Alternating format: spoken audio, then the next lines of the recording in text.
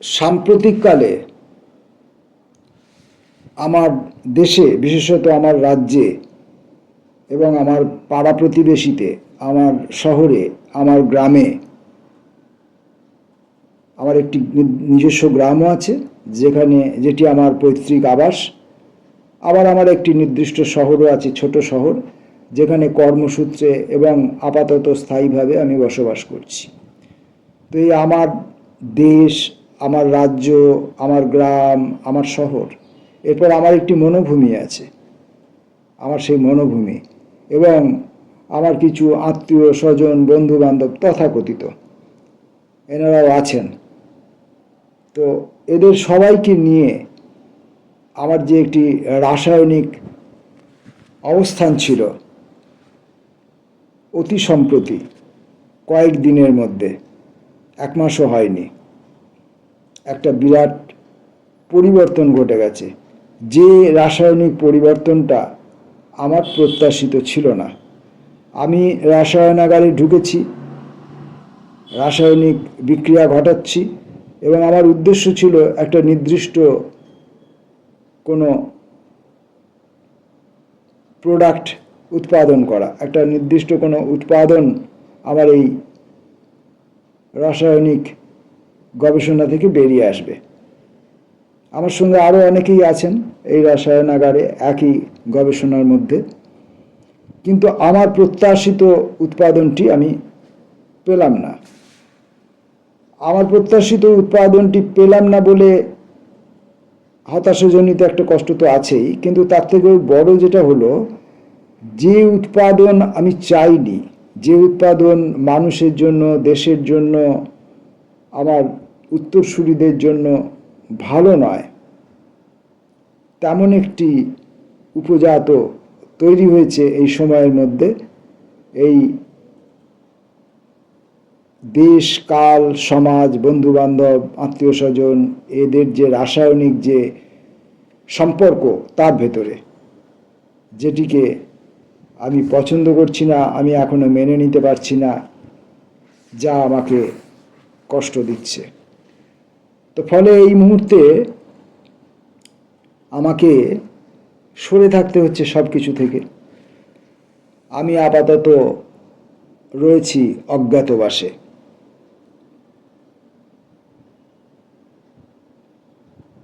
এই সময়ে আমি আমার নিজের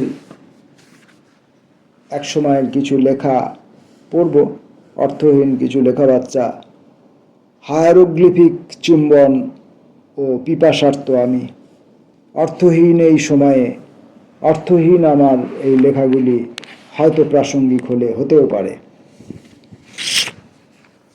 তোমার পিছনে দেখো, তোমার পিছনে সমুদ্রের অশান্ত ঢেউ, দাঁড়িয়ে আছো অবিচল মগ্নতায়। একদিন আমার পায়ের তলার সিঁড়ি চিন্তিত, তারা ভাবছে আর কতদিন আমার সঙ্গে তাদের অদেখা রইবে। আমি সময়ের শল্য চিকিৎসার অধীনে। দূরত্ব এইভাবে অটুট থাকতে পারে না চিরকাল। সে যত বাড়তে থাকবে, বিচ্ছিন্ন রাখার ক্ষমতা তত কমতে থাকবে। কেবল পৃথিবীর পরিধি নয়, এর অণু, পরমাণু সবই বৃত্তাকার। কেবল ঝরে না, পাতা আসেও গাছে গাছে। আমাদের রাস্তাটি এখনো পিচের নয়, সিমেন্টের ঢালাইও নয়, তবু তার যাত্রা গন্তব্যকে পেতে চায় বাঁশির মতো। আমি তো চাই এ রাস্তা কাঁচাই থাক। আমাদের যাতায়াত যদি নাও থাকে, সবুজ ঘাসে ঢেকে থাকবে এর শরীর জুড়ে আমাদের আকাঙ্ক্ষার পদচিহ্ন। সমুদ্রের দিকে মুখোমুখি দাঁড়াও এবার। পরের লেখাটি, ব্যথা হে মনোহরা, মৃদু ব্যথা একজন এসেছে, আশ্রয় চাইছে, চাইছে প্রবল হবার অনুমতি। মেরুদণ্ডের দুর্বলতা সর্বজনবিদিত, জানলেই তো সকলে সাহায্য করতে এগিয়ে আসে না। তবু কিছু ঠেসমূল ভরসা ছিল, তারাই বা আর কতদিন। যখন সাহায্যের বেশি দরকার হয় তখনই সাহায্য সরবরাহ বন্ধ হয়ে যায়, চোখ, দাঁত, হাড় এবং মানিব্যাগে। পাথরকুচি পাতা কিংবা গোলাপের ডাল অথবা সমস্ত ঘুমন্ত বীজেরা আপন আপন মর্জিকে মানে, যষ্টি হতে রাজি নয়। যে ব্যথা এসেছে দরজায়, মারিচ, চুরি করবেই জানি। সব কিছু জেনেই তাকে বলেছি এসো। এত মৃদু কেন, প্রবল হও। এ জমি তো পেতেই রেখেছি, যেটুকু সবুজ উঁকি দিতে পারে বলে মনে হবে সঙ্গে সঙ্গে তাকে চিবিয়ে খাও। তুমি ব্যথা, হে মনোহরা, হরণে তোমার অধিকার। আমার কোমরে ধস দেখো।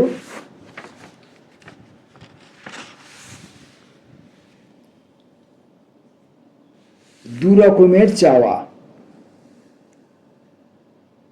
রেখাটি সরল হোক অথবা মাধবী। মাধবী একটি লতা হলে সেটি রাস্তা। একটি রাস্তা দুটো ডিভাইসকে ছুঁয়ে থাকে, একটা পজিটিভ এবং অন্যটি তাকে পজিটিভ করে। রাস্তার ধারে থাকে একই সঙ্গে দু রকমের চাওয়া। ধরে নিলাম তুমিই পৃথিবীর সকল সার্থকতা। ব্যর্থতারও কিন্তু একটা পজিটিভ রোল থাকে। আমি হেরে যাই আর তুমি ফসল কেটে ঘরে ঢোকাও। এসব ইতিনীতির মধ্যে থাকতে চায় না রাস্তা। ঘৃণা ও ভালোবাসা দুরকম চকলেট তার। বহু দূর থেকে একটা লোক হেঁটে আসার তথ্যচিত্র বানাতে বানাতে আসছে। বলতে যে কথা বলার জন্য শিখেছিল কথা বলা, তার হয়তো বলা হবে, কিন্তু তোমার তো সময় হবে না শোনার। বাজারের হাতছানি অতি প্রিয়। লোকটা জানে খুঁটিনাটি, জানে মাথার সিঁথি খোঁজার জন্য লোক আয়না দেখে। আয়নাকে কেন দেখতে যাবে? নির্বাক বিস্ময়। বাঁশের চেঁচারি দিয়ে বানানো বড় বড় ঝুড়ি বানাতো একজন প্রতিবেশী। এক একটা ঝুড়িতে কম করে 20 কেজি ধান রাখা যায়, চুরে চুরে। ধানের বদলে তুমি স্বপ্ন রাখতে পারো কিংবা ঘুম। ঘুমেরা জানে এই তীব্র অর্থসংকুল পৃথিবীতে একটি অর্থহীন কাজ অঙ্কুরোদ্গম।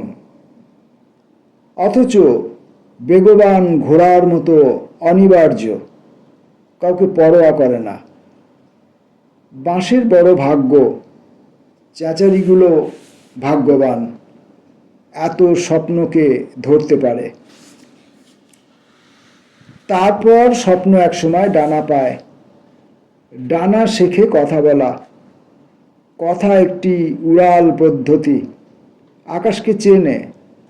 সময়ের হাতে যত পৃথিবী থাকে তারা একে একে উন্মুক্ত হয় স্বয়ংক্রিয় প্রেমের আহ্লাদে। নির্বাক বিস্ময় দেখে কিভাবে কবিতা জন্মাচ্ছে। নির্বাক বিস্ময় দেখে কিভাবে কবিতা জন্মাচ্ছে কবিদের সক্রিয় রকমের নিষ্ক্রিয়তা ভাঙিয়ে। ঘুমের মধ্যে হাঁটি। ঘুমিয়ে পড়ার পর রাস্তাটা খুঁজে পাই, হাঁটতে শুরু করি প্রায় প্রতিদিন। ঠিকানা নিজে রাস্তায় নেমেছে, আমার সঙ্গে দেখা করতে চায়। আমি বিশ্বাস রাখি অবিশ্বাস একদিন হার স্বীকার করবে। জয় একটা ঘটনা মাত্র। হেরে যাওয়ার নারী নক্ষত্র ঘেঁটে দেখেছি ষড়যন্ত্রের ক্র্যাচ অযোগ্যকে জেতায়।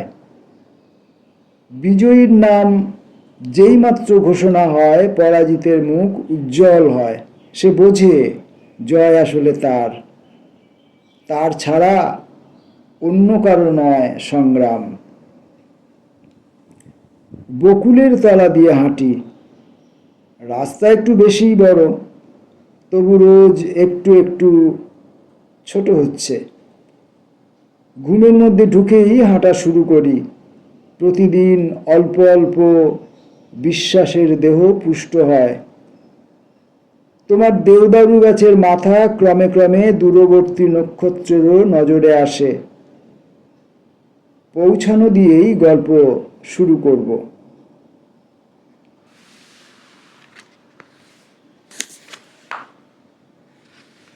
দরজার ইচ্ছে।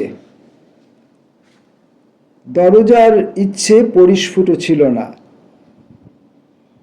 হয়তো ইচ্ছেই ছিল না, বন্ধ করেছি। অন্ধকারের শরীর খুলে খুলে দেখছি, তার ভাঁজে ভাঁজে লেখা আছে দরজার ইচ্ছের কথাই। সে কাউকে ডাকার জন্য নীরবতার ভাষা শিখছে। একটা কড়কড়ে অনুভূতি নিজেকে খোঁজার জন্য খুঁজে নেয় চোখের মাধ্যম। দুহাতের তালু সেটা পছন্দ করে না, রগড়ে দেয়। দরজার প্রেম বুঝে উঠবার কথা মানুষের নয়। মানুষ বাণিজ্যে বাঁচে, মরে। অভিশাপ। হেডফোন কানে গুঁজে কবিতা শুনেছি। তখন কবিতা আমার মাথার মস্তিষ্ক অঞ্চল জুড়ে ঢুকে গেছে। দিগন্ত বিস্তৃত জমি দখলে নিয়েছে, ধ্বজা গেড়ে দিয়েছে। পবিত্র নারীর বুকে অপবিত্র হবার এক বিশুদ্ধ ইচ্ছে প্রকৃষ্ট নমুনা হয়। দেখে নদী, দরজাকে চামচ দিয়ে দ্রবীভূত করে।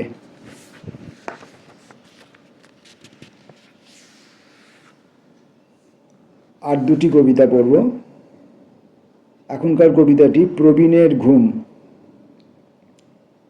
ঘুম আমাকে জড়িয়ে ধরে শুয়ে পড়ে, আদর চায়, উষ্ণতা চায়। একটা রাত্রে আসলে কতগুলো প্রহর থাকে, ভিন্ন ভিন্ন মানুষের জানা ভিন্ন ভিন্ন। আলাদা আলাদা রাতেও পৃথক পৃথক সকলের। চেয়ার, টেবিল, মনিটর, সিপিইউ, প্রত্যেকের ঘুম দরকার। জল প্রত্যেকের তৃষ্ণার কাছে যেতে চায়, অথচ প্রত্যেকেই একটা সাদা পোশাকের নিচে ঢেকে রাখে লাল হরতন, নীল অভিমান, মৃত্যুর লালসা। ঘুমের পাশে শুয়ে থাকি আমি।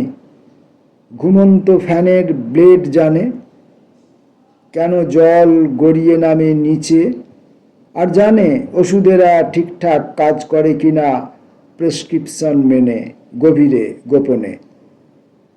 ভেসে থাকা শালুকের পাতা স্মৃতিতে কখনো এলে 60-এর প্রবীণ অসহায়, অসত্যের আড়ালে মুখ ঢাকে।